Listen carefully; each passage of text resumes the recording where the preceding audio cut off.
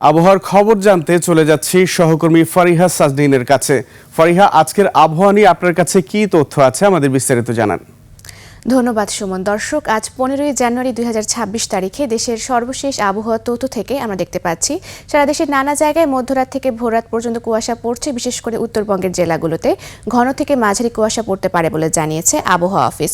বর্তমানে উত্তরচাপ বলয়ের বর্ধিতাংশ পশ্চিমবঙ্গ এবং তৎসংলগ্ন এলাকায় অবস্থান করছে এবং সেই সাথে মৌসুমের স্বাভাবিক লঘুচাপটি দক্ষিণ বঙ্গোপসাগর রয়েছে এবং এর একটি বর্ধিতাংশ উত্তর বঙ্গোপসাগর পর্যন্ত বিস্তৃত রয়েছে।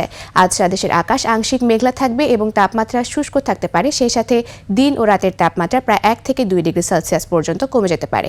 বর্তমানে বিশেষ কিছু অঞ্চলের তাপমাত্রা যদি আমরা দেখে থাকি তাহলে ঢাকায় রয়েছে 18 ডিগ্রি সেলসিয়াস, রাজশাহীতে রয়েছে 15 ডিগ্রি সেলসিয়াস এবং খুলনা ও বরিশালে রয়েছে 17 ডিগ্রি সেলসিয়াস।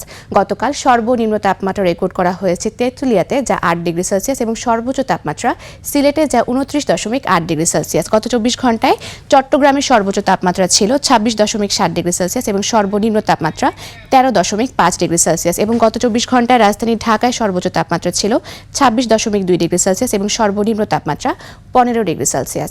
আজ ঢাকার আকাশ আংশিক মেঘলা থাকতে পারে এবং উত্তর অথবা উত্তর পশ্চিম দিক থেকে ঘন্টায় 8 থেকে 10 কিলোমিটার বেগে বাতাস প্রবাহিত হতে পারে।